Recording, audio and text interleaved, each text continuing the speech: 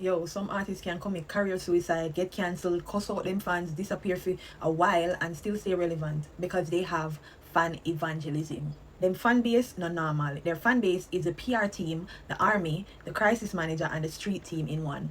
These fans are more than supporters. These are disciples. Now let's get into why having a cult-like fan base should be a permanent part of your PR checklist as an artist and how you can actually build one. Now, let me tell you, when you have a loyal cult-like fan base like a Nicki Minaj or a Vybz Kartel or Alkaline or even a Beyoncé, you can't really flop. These type of fan bases act like free crisis PR agents. If the artist silent, them loud. If the artist wrong, them say it's not that deep. If the artist flop, them say y'all just don't get the art. Alkaline could have never drop an album for the next 5 years and his fans would still be quoting 2016 lines like scriptures. The whole Vendetta movement is like a collective name from my fans them. It started out with just the name from me and my friend them. And so I say my fans them just love it and everybody just love the mask and the image. And so I say I would just use the Anan mask as a symbol. And so I say Vendetta. Why that word? Why? I just like it. I just like the idea of Vendetta. And so I say because watch I just make my own meaning to it. As Vendetta we believe in ourselves. And so I say we do one thing and nobody can really tell you how to operate. And so I say we have a system of our own. You know? On a rebellious. Nicki could have gone live and cuss out a random influencer and the Barbz would still make sure that she's trending worldwide. When Nicki Minaj drape up people online or get caught in drama, who knows jump in? Not the Barbz. They start trending her name, distract the narratives, drown out critics, and dig up dirt on whoever attacked her. This is free PR, media domination, and organic damage control. Kartel has been locked up for over a decade and he still runs dancehall. The Gaza fans treat him like a god. You can't cancel Kartel. It not gonna work. Even if you try, they're gonna come for you. And guess what? The only artist in dancehall who can really go toe-to-toe with Kartel and a flop is Alkaline. Why? Because Alkaline created that same kind of cult-like loyalty. Alkaline barely talks, him not do interview, him not really friendly, him not depend on the cute boy branding, but when him drop music, Vendetta fans flood the algorithm. Them now wait on the traditional promo, they are the promo. Them not asking for stream, them command each other to stream his music. Beyonce got away with being the queen of calculated silence. She would go a year without saying a word and her fans would still have her name in rotation. If you shade Beyonce, the Hive will find the address and dig up your mother out of our grave if she did. Brands think twice before moving shady with her, and that's power, that's leverage, and that's unbought influence. No. Talk about artists that have a big fan base but their fan base is logical. It's great, that's great and all, but it's not as powerful as having a cult-like fan base. Now compare artists with big fan bases but them fan base logical.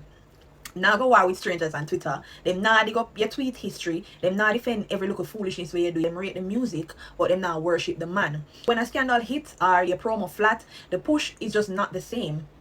When you have some sort of backlash, you're depend on your own basically, because logical fans have boundaries, but the cult-like fan them see boundaries and ask what that.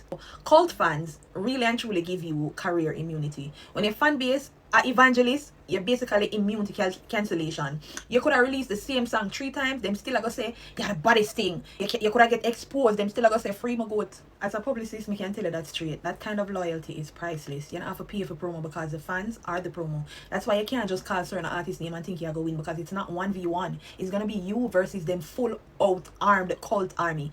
I love both SZA and Nicki, but I'm sorry, Mizza.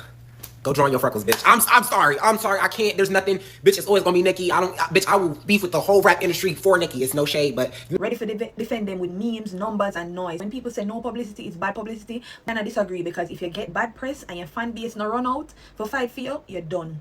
Now, here's how to build a cult-like fan base. You can't buy loyalty, but you can build it. Number 1, you're gonna create a clear identity that feels bigger than the music. Cult-like fans don't just like songs, they buy into the movement. Nicki Minaj had the Barbz, she had alter egos, she had female empowerment plus theater.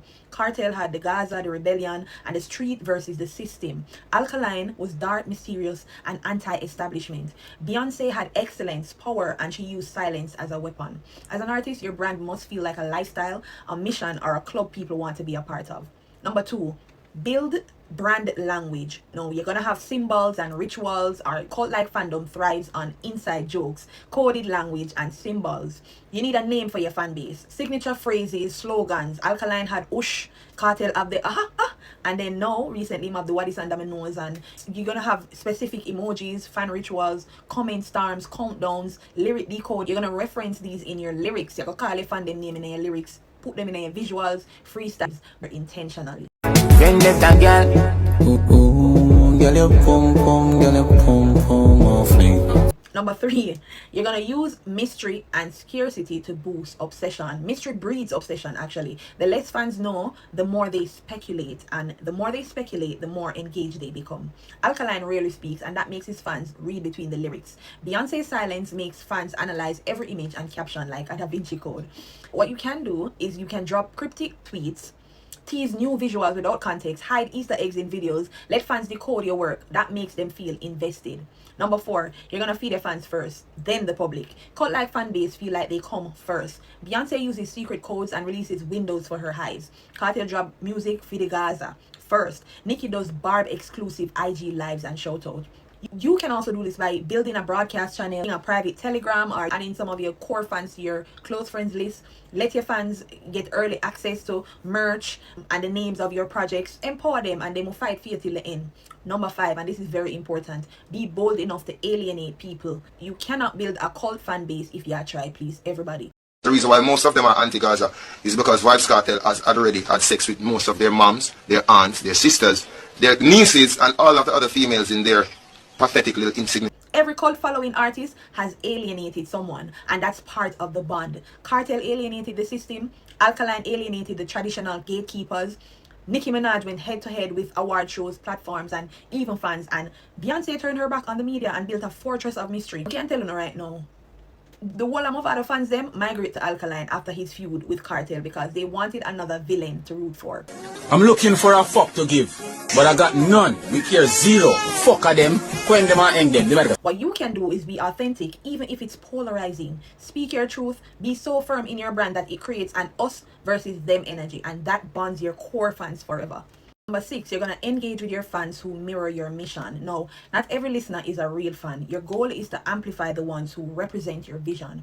You can create a fan of the week shoutouts, run user-generated content, create challenges, repost fans who push your content, use their comments, captions, or videos in your visuals. When you make fans feel seen, they'll defend you like family. The moral of the story is it's not just talent, it's how you nurture your tribe. Because in 2025 PR, your fan base is your crisis team, your marketing budget, and your algorithm boosters.